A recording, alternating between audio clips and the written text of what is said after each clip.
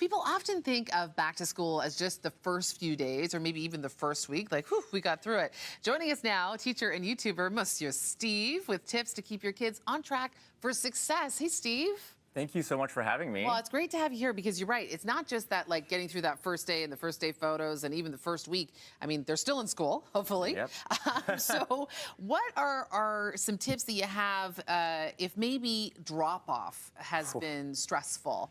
Yes. Okay, so I'm definitely still seeing this happening. You know, you bring your kid to school and the waterworks, the floodgates open, kids are crying. Here's what I think parents and caregivers should do. Okay, I love this. From the teacher perspective, yes. Instead of drawing it out and making it this huge thing, turn around and run. Seriously, run away, let your kid be the caring adults in the building. We know what's up, we know what we're doing, and teachers like me are gonna throw in a wig, use their karaoke microphone, and make those kids laugh. Because honestly, once they get in the building, within a few seconds, those tears melt. And that's what you don't see, right? You see the chaos outside and the fear and the anxiety. But we do our best to, stop that once they're inside the building. Well, and just, we can't say this enough. Shout out to all the incredible teachers out there just doing it every day and changing kids' lives and making parents' lives easier, with that sort of drop-off situation. Good choices, good humans while they're at school. What's that reminder? So that's a huge piece. And I think that, parents just automatically assume, well, the teacher's going to do it. They're going to, remind my kid to be a good human. But honestly, hearing it from all the caring adults in their lives will make a huge difference because we want to hammer home that making good choices, being a good human is exactly that. It's a choice. You choose to be the person you want to be. So hearing it from us isn't enough. They need to hear it from everyone around them. Yeah, my mom always used to say, be a great girl, Meredith, be a great girl.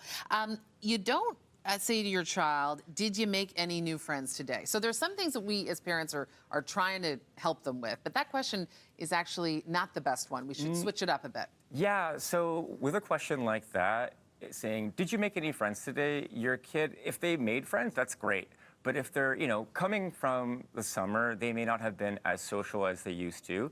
So those screens. Yep. Summer screens. So, you don't want to make them feel any shame about having not made any friends. So I suggest going with something more neutral, like, oh, did you learn anything new today? What's one thing you enjoyed about the day? To keep, that sort of questioning out of the ballpark.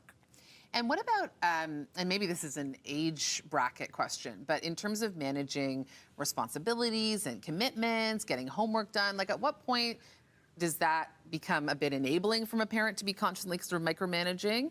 And when should we sort of still be helping them bit to bit? So no matter how responsible you think your kids are, they still need a helping hand, especially right now. They're coming from summer, they're excited, they want to sign up for all the things. And, you've spent, adults, caregivers have spent a lot of money on extracurriculars. Yeah. And you want to make sure there's not a huge, scheduling conflict or your kid to burn out, right? You don't want them to have so many things that they can't keep track of them. So I really do suggest people sitting down, showing them on a calendar or showing them their schedule, work with your child and be like, hey, this is what you have going on. Think about how you want to spend your time and how much energy you have. Because obviously, kids are going to try and do all the things. Yes. And we got to, rein them in a little bit. They're just like us, like right away, I remember even Abby, she wants to sign up for all the clubs. And she was telling me about it on the way home. I thought, I think this is, I'm so excited for your enthusiasm, but I'm afraid you're going to burn out a little bit, right? Don't you feel like sometimes those car rides to and from can be great spots to talk to your child about the day and about, they're kind of looking ahead, and so it's a little less intimidating? Yeah, for sure. Yeah. And opening up the lines of communication in a car is a great way to do that. But, you got to read the room too. If a kid really doesn't want to open up and talk about it, you're going to get the fine. Yeah. It was, good. You're going to get the one-word answers. So, I mean, let them come to you, but, ask more neutral questions, seriously, because those pointed questions can get you nowhere sometimes. Yeah, it's true. We want to find out more information about you because I know you are fantastic to follow online. And as parents, we need help from the inside. So, Monsieur Steve, where are we following you? All right, well, you can start with my YouTube channel. So it's all about learning French, and I do it in a fun way. And I also have an Instagram that's more for adults, and it is chock full of fun things. My mission in life is to make people smile, right? I love that. You've done that today. More BT coming up after this. Thank you, Steve. Oh, thank you.